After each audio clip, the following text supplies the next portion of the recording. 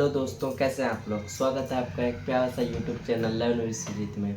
तो आज मैं आप लोगों को फुल डिटेल में बताने वाला हूँ बिहार पॉलिटेक्निक के बारे में। ठीक है, तो सिलेबस भी मैं बताऊँगा, ब्रांच डिस्कशन भी करूँगा। ठीक है दोस्तों और भी एग्ज़ाम पैटर्न के बारे में हम लोग बात करेंगे।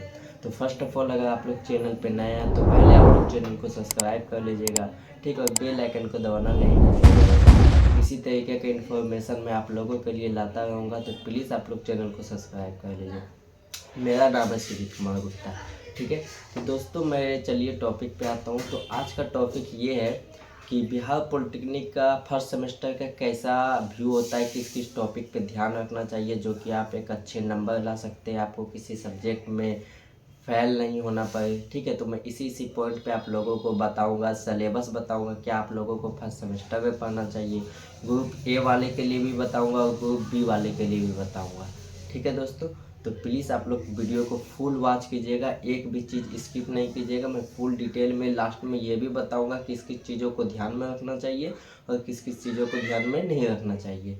ठीक है, तो चलिए मैं पहले आप लोगों को ग्रुप ए और ग्रुप बी में बता देता हूँ क्या डिफरेंट है, किस कौन कौन सा ब्रांच ग्रुप ए में आता है और कौन कौन सा ब्रांच ग्रुप बी में आता है। तो ग्रुप ए का अगर मैं बात करूँ दोस्तों, तो ग्रुप ए में मेनली 3 ब्रांच आते हैं, कंप्यूटर साइंस, इलेक्ट्रिकल और मैकेनिकल। तो 3 ब्रांच ग्रुप ए में आते हैं। ठीक है, ग्रुप बी में आते हैं सिविल इंजीनियरिंग और इलेक्ट्रॉनिक्स इंजीनियरिंग।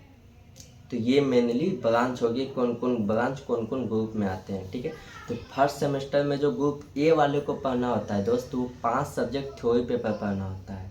तो मैं उसको बताता हूँ। तो पहला जो थ्योरी पेपर जो आप जाके एग्ज़ाम दीजिएगा 70 मार्क्स का, जिसमें से आपको 28 नंबर पास मार्क्स लाना होता है। ठीक, तो मैं पहला सब्जेक्ट बताता हूँ। तो पहला सब्जेक्ट है आपका अप्लाइड मैथमेटिक्स 1।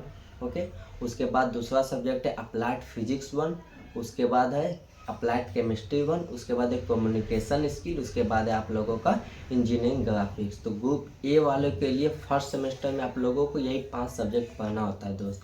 ठीक, तो ग्रुप बी में अगर मैं बात करूँ तो ग्रुप बी में भी आपको पहला जो सब्जेक्ट होगा वो अप्लाइड फिजिक्स 2 पढ़ना होगा, अप्लाइड मैथमेटिक्स 2 पढ़ना होगा। उसके बाद आप लोगों का एक सब्जेक्ट आता है fundamental of electrical and electronics engineering, जिसको FOEEE बोला जाता है। उसके बाद आप लोगों का आता है इंजीनियरिंग मैकेनिक्स, और 5वां सब्जेक्ट जो आता है दोस्त वो होता है IT सिस्टम। तो मैंने बता दिया आप लोगों को सिलेबस की क्या क्या आप लोगों को फर्स्ट सेमेस्टर में पढ़ना होता है। ठीक, तो अब मैं आप लोगों को एग्ज़ाम पैटर्न के बारे में बताना चाहता हूँ। एग्ज़ाम पैटर्न मेनली 70 मार्क्स का होता है, जिसमें से आप लोगों को पासिंग मार्क्स 28 नंबर लाना होता है। तो ये जितना सुनने में आसान लगता है दोस्त, उतना ये आसान है नहीं। तो इस चीज़ को ईज़िली नहीं ले, क्योंकि बहुत सारे स्टूडेंट इस चीज़ को हल्के में ले लेते हैं कि 1-2 नाइट फाइट करके हम अच्छे मार्क्स ला सकते हैं। तो ये आपकी गलत फैमिली है। ओके, तो प्लीज़ आप लोग स्टार्टिंग से मेहनत कीजिएगा। ठीक, तो 70 मार्क्स का फुल मार्क्स होता है, जिसमें आप लोगों को पासिंग मार्क्स 28 लाना होता है। ओके, एग्ज़ाम पैटर्न मेनली अगर मैं एग्ज़ाम बताऊं कि कैसा होता है, तो उसके अगर आप क्वेश्चन बैंक 5 साल पहले का या 3 साल पहले का अगर आप क्वेश्चन बैंक बना लेते हैं, तो मेनली आप 60 या 60 मार्क्स, 70 में 55 मार्क्स आप आसानी से ला सकते हैं अगर आप फुल कॉन्सेप्ट क्लियर है तो। ठीक है दोस्तों, तो मैं बता दें कि आप क्वेश्चन बैंक पढ़ के भी अच्छे तरीके से पास हो सकते हैं।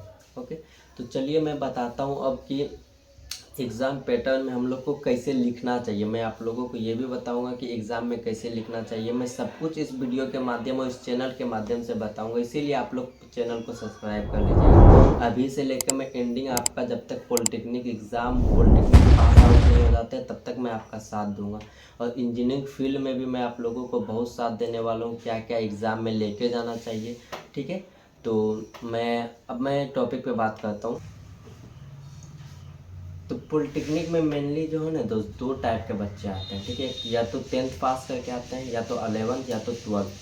ठीक है, तो जो 12th करके आते हैं उसको ज़्यादा दिक्कत नहीं होता है, क्योंकि उसका फिजिक्स केमिस्ट्री मैथ जो है ना उसका थोड़ा बहुत रिवीजन हुआ होता है, इसीलिए उसको दिक्कत नहीं होता है। क्योंकि फर्स्ट सेमेस्टर में अगर देखें मैथ में, तो उसमें कैलकुलस होता है, उसमें मैट्रिक्स होते हैं, डिटर्मिनेंट होते हैं, तो बहुत सारे ऐसे ऐसे चैप्टर होते हैं जो कि 10th में नहीं होते, इसीलिए 10th वाले बच्चों को ज़्यादा दिक्कत का सामना करना पड़ता है। ठीक है, तो इससे हिजिटेट नहीं होना है। तो आप मैनुअली स्टेप बाय स्टेप आप लोग क्लास करते रहिए, चीज़ों को सीखिए, यूट्यूब के माध्यम से भी सीखिए। ठीक है, मैं आप लोगों को चैनल भी बता दूंगा कि कौन कौन चैनल से आप लोगों को कौन कौन सा सब्जेक्ट का तैयारी होगा। ठीक है, तो ठीक है दोस्त, और बेसिकली आप लोग कुछ कुछ बातों पे ध्यान दीजिए। दोस्त वोस्त थोड़ा कम बनाइए, अच्छा बनाइए, क्योंकि यही आपको आपका रिजल्ट डिफाइन करेगा कि आपका सर्किल कैसा है, आपका फ्रेंड सर्किल कैसा है।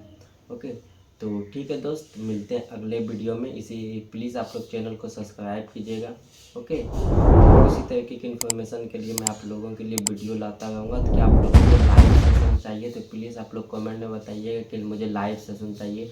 मैं उसमें ब्रांच डिस्कशन करूँगा कि कौन कौन सा ब्रांच अच्छा होता है, क्या क्या स्कोप है प्राइवेट सेक्टर में और गवर्नमेंट सेक्टर में भी है कि नहीं है, प्राइवेट सेक्टर में है कि नहीं है। मैं उस चीज़ के बारे में आप लोगों को बताऊँगा। ठीक है, मिलते हैं अगले वीडियो में, तब तक के लिए जय हिंद दोस्त।